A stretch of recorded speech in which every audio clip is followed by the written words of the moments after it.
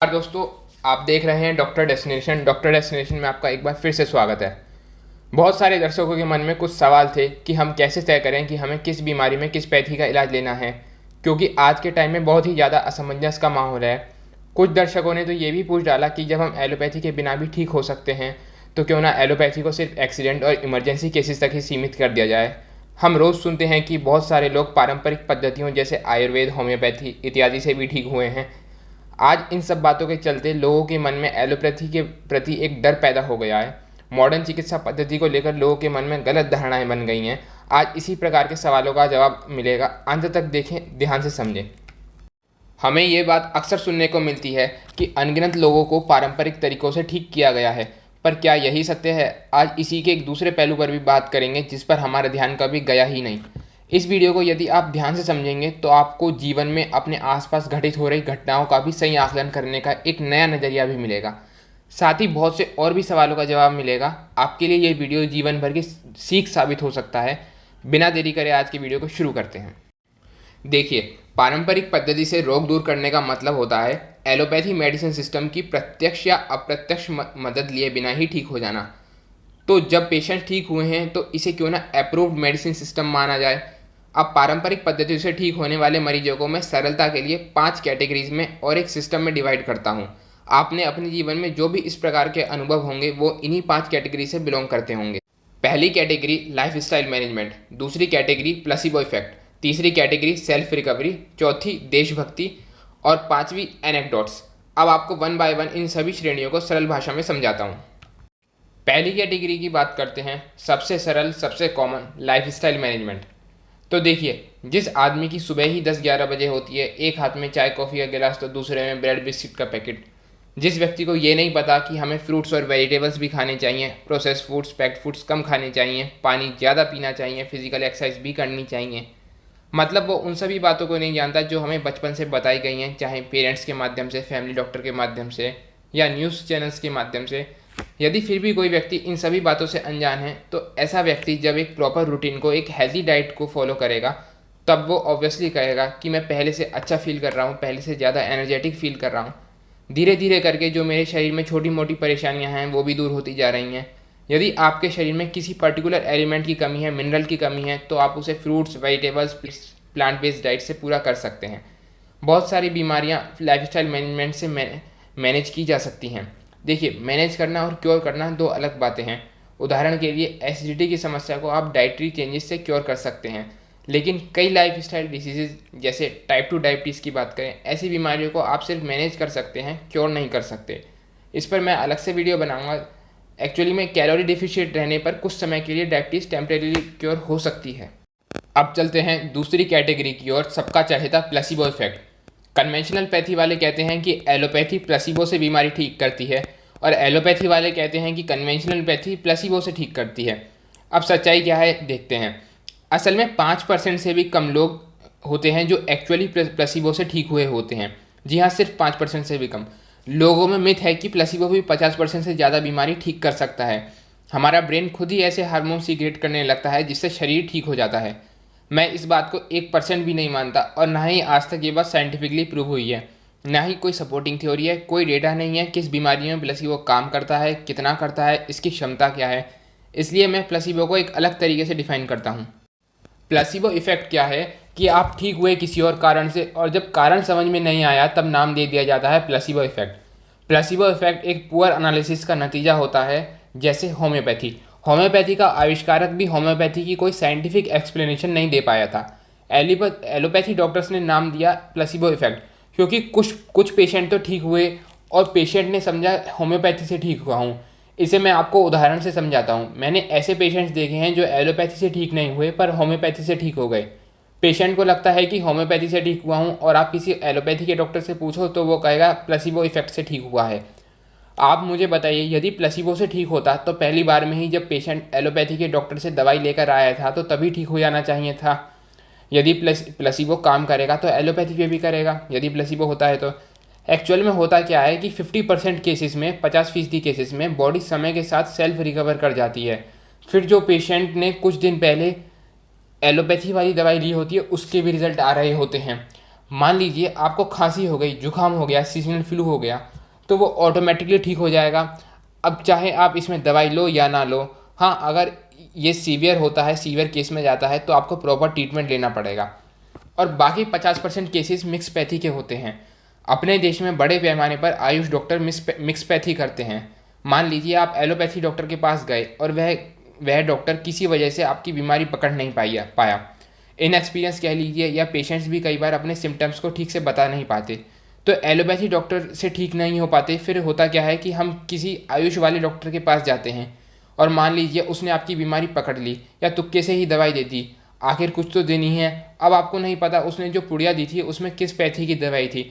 आप जब ठीक हो जाओगे तो आप एलोपैथी को गाली दोगे और जिस पैथी से आप ठीक हुए हो उसके जीवन भर के लिए फ़ैन बन जाओगे। ये कोई नई बात नहीं कर रहा हूँ मैं। अन्य पद्धति वाले डॉक्टर बहुत बड़े पैमाने पर मिक्स पैथी करते हैं। अपने पास में पहले से ही पैकेट फाड़ के एलोपैथी दवाई रखते हैं और पुड़िया में बना के दे देते हैं। जब पकड़े जाते हैं तो जेल भी जाते हैं। आपने अगर एनएमसी बिल का नाम सुना हो तो यह वही बिल है जिसके पारित करने की मांग आयुष डॉक्टर काफ़ी समय से कर रहे हैं कि हमें एलोपैथी मेडिसिन लिखने का लाइसेंस दो, क्योंकि डॉक्टर तो बन गए, लेकिन अब प्रैक्टिस करते करते मालूम पड़ा कि कोई मरीज ठीक ही नहीं होता है आयुष के उपचार से। ये काम ही नहीं करती हैं दवाइयाँ। आपने अगर ब्रिज कोर्स का नाम सुना हो तो वो इसी संदर्भ में था। जो स्टैटिस्टिक डेटा आंकड़े आप देखते हो कि आयुष चिकित्सा पर आधारित कुछ मरीजों पर एक मास एक्सपेरिमेंट किया गया और आंकड़े थोड़े से फेवर में आए। ऐसे बहुत सारे न्यूज़ वेबसाइट के लिंक आप शेयर करते रहते हो कमेंट सेक्शन में, तो मैं उसकी भी सच्चाई बताता हूँ आपको। आप 10 बार कॉइन टॉस करके देखो, आप क्या देखोगे, हेड और टेल 5-5 बार नहीं आए, जबकि प्रोबेबिलिटी के अनुसार दोनों 5-5 बार आने चाहिए थे, लेकिन ऐसा नहीं हुआ। मान लीजिए 6 बार हेड आ गया, 4 बार टेल आया आपके 10 बार कॉइन टॉस करने पर। अब इसी को उठा के वेबसाइट पर डाल देते हैं कि डेटा फेवरेबल आया है। साइंस उस एक्सपेरिमेंट को वैलिडेट करता है जो दोबारा दोहराए जा सके। मान लीजिए जब ऑफिशियली परीक्षण किया गया तो 4 बार टेल आया और 6 बार हेड आ गया, तो ऐसी पद्धति को अप्रूव नहीं किया जाएगा। एक उदाहरण देता हूँ सिंपल सा। एलोपैथी कहती है कि पैरासीटामोल टेम्परेचर घटाती है, तो जब एक्सपेरिमेंट किया गया तो पाया गया कि इसने 10 में से 9 लोगों के टेम्परेचर घटाए, तो इसीलिए इसे टेम्परेचर घटाने वाली ड्रग के रूप में अप्रूव किया गया। बाकी अप्रूवल के लिए कई परीक्षणों से गुजरना होता है, लेकिन फ़िलहाल के लिए उसे रहने देते हैं।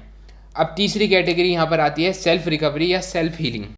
एक्चुअल में होता क्या है, जो इस तरह की बीमारी होती हैं, जैसे कि घुटने में दर्द रहता है, शरीर में दर्द रहता है, या कई बार कमजोरी से भी बुखार आता है, या सिर में दर्द रहता है, या लंग्स वगैरह में किसी तरह की डस्ट एलर्जी है, कमजोरी फील करते हैं बहुत ज़्यादा, तो इन सब बीमारियों का मुख्य कारण होता है न्यूट्रिएंट्स की कमी।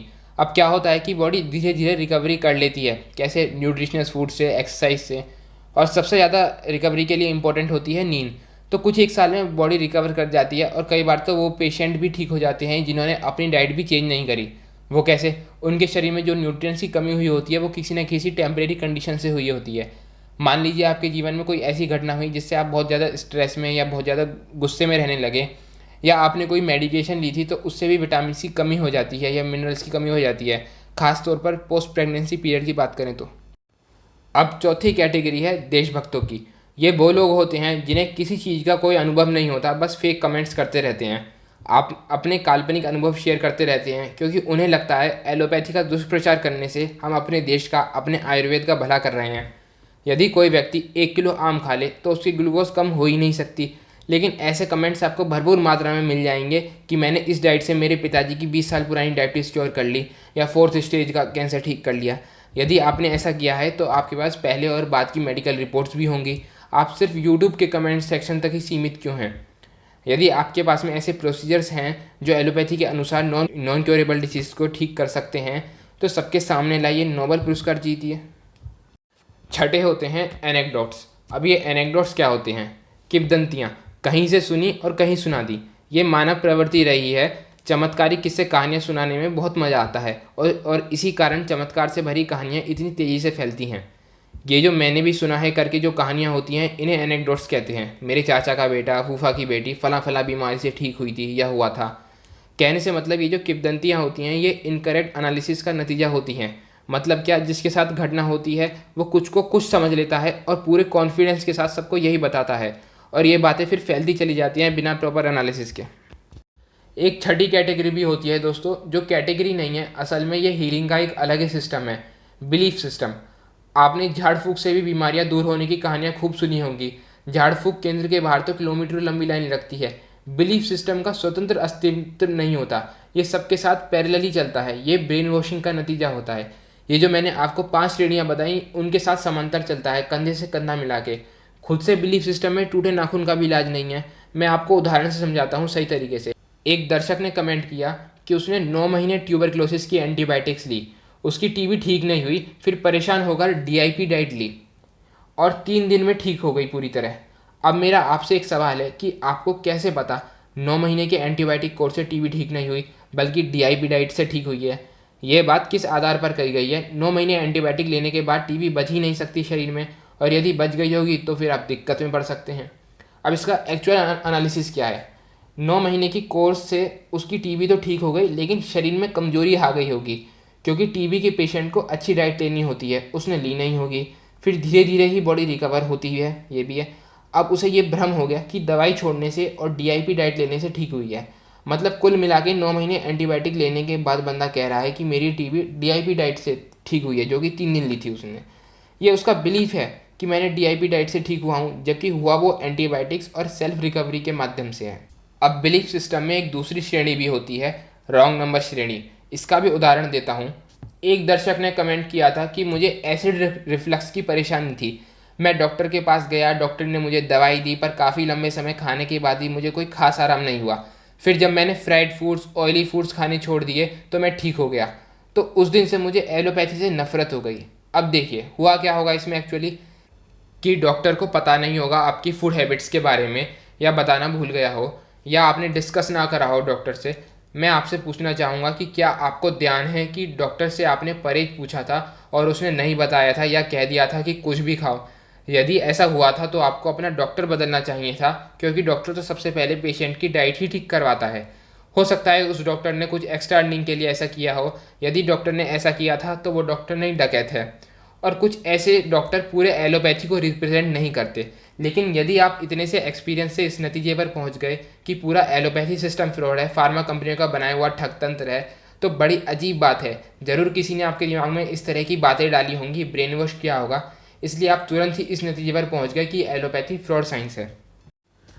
तो दोस्तों, कोविड-19 को ध्यान में रखकर आज की वीडियो का सार है कि हमें अच्छा लाइफस्टाइल फॉलो करना चाहिए, अच्छा खान पान रखना चाहिए, लेकिन यदि फिर भी कोई प्रॉब्लम होती है तो हमें अपनी ईगो को साइड रखकर एलोपैथी की मदद निसंकोच लेनी चाहिए, क्योंकि हमारा भोजन ना ही एंटीवायरल है ना ही एंटीबैक्टीरियल है। ज़्यादा पैथोजन लोड होने पर इम्यून सिस्टम भी हार जाता है। आप ही सोचिए, कन्वेंशनल पैथी हज़ारों साल पुरानी होने के बावजूद भी सीवियर केसेस को हैंडल करने के प्रोटोकॉल क्यों डेवलप नहीं कर पाई? अब दोस्तों, एक प्रश्न और अक्सर पूछा जाता है कि एलोपैथी मेडिसिन सिस्टम लूटता बहुत है। तो इसी का समाधान लेकर अगला वीडियो जल्द ही लेकर आऊँगा। चलिए दोस्तों, आज के लिए इतना ही। यदि आज के इस वीडियो से आपकी नॉलेज में कुछ भी ऐड हुआ हो तो चैनल को सब्सक्राइब कर दें, ताकि ऐसे एजुकेशनल वीडियोस आप तक पहुंचते रहें। धन्यवाद।